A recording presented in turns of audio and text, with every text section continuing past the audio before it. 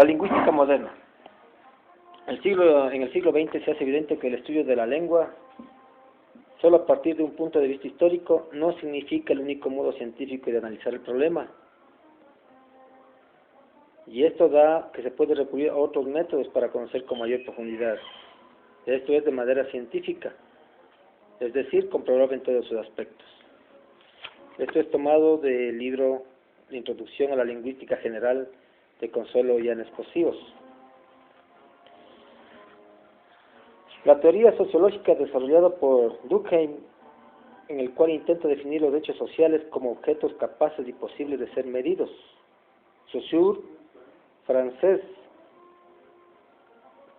logra realizar unos trabajos sobre la lengua y dicta un curso de lingüística general. Él hace 3 objetivos principales: un estudio sincrónico de la lengua, demostrar que existen los hechos lingüísticos, establecer métodos para la identificación y tratamiento de hechos lingüísticos. Sus contribuciones son la distinción entre los términos lenguaje, lengua y habla, distinción entre los estudios sincrónicos y diacrónicos, definición del signo lingüístico, distinción entre las relaciones asociativas y sintagmáticas de la lengua, noción de contenido en oposición a significación lingüística y valor, y descripción de las unidades concretas y abstractas de la lengua.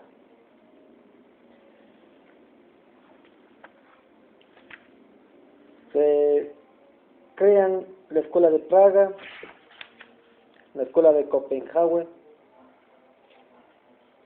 y surgen las escuelas propiamente dichas del funcionalismo y el estructuralismo.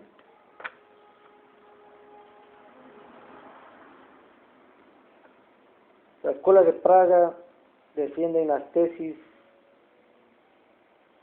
de los análisis de los problemas metodológicos derivados de la concepción de la lengua como sistema funcional que deben orientarse a la realización de estudios sincrónicos. La segunda tesis se refiere a los trabajos lingüísticos, en el que incluye los aspectos fónicos, en el que se debe distinguir el sonido como hecho físico de su representación y de su uso en la lengua.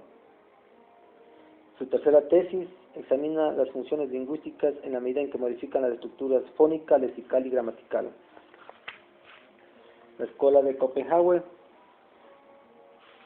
desarrollan la teoría fonemática y glosemática. La escuela funcionalista surge a partir de la Escuela de Praga. Entre ellos están Roman Jakobson y André Martinet.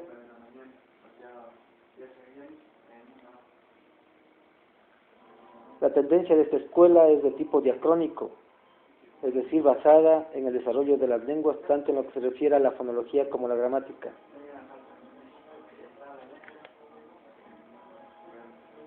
Consideran que el estilo es interpretable de acuerdo con 2 aspectos de carácter esencial: el metafórico de semejanza y el metamínico contigüidad. Integran los conceptos de concatenación y concurrencia.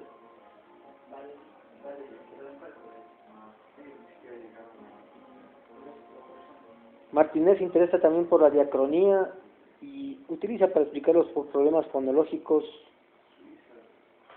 lo que él denomina el rendimiento funcional, es decir, lo que se considera que es y no en lo que se puede suponer que lo sea. Introduce los conceptos de doble articulación, en el que los monemas corresponden a la primera articulación, que incluyen el contenido, significado y la articulación, y los fonemas que se relacionan con la expresión o forma. En la sintaxis distingue los monemas funcionales y las modalidades. Estudia la lengua en términos de su función, que es la comunicación, y los elementos de la lengua en términos también de su función y no de las estructuras que los forman. El estructuralismo americano tiene sus antecesores en Franz Boas, que es un antropólogo. Él hace unos estudios en las lenguas de los grupos indígenas de Norteamérica. Él indicaba que no se podía imponer la forma de una lengua sobre otras.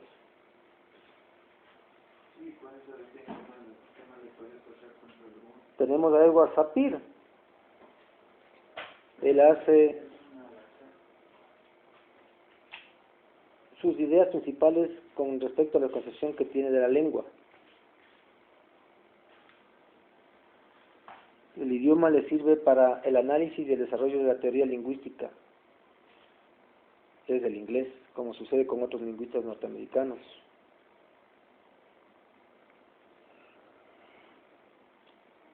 El mayor y mejor conocido lingüista es Chomsky, el cual desarrolla la teoría de la gramática generativa transformativa.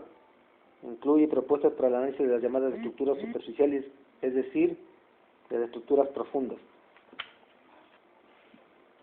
El funcionalismo se interesa en otras cosas, de determinar el papel de los elementos de la lengua en la extensión lingüística.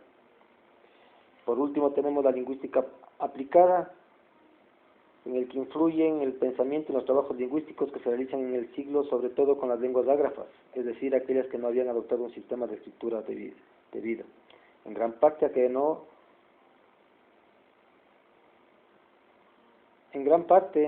que proporcionan elementos para la realización de trabajos específicos en el campo de la lingüística descriptiva y de la lingüística aplicada. Las principales corrientes para el trabajo práctico se concretan en la denominada lingüística estructural y la lingüística funcional. La lingüística estructural proporciona medios para llegar a una descripción adecuada de las lenguas y a la aplicación de las propuestas teóricas. La lingüística descriptiva, la lingüística aplicada y la gramática generativa no llegan a prosperar en la medida de las otras propuestas, aunque sí proporcionan elementos para comprender el funcionamiento de las lenguas. Muchas gracias.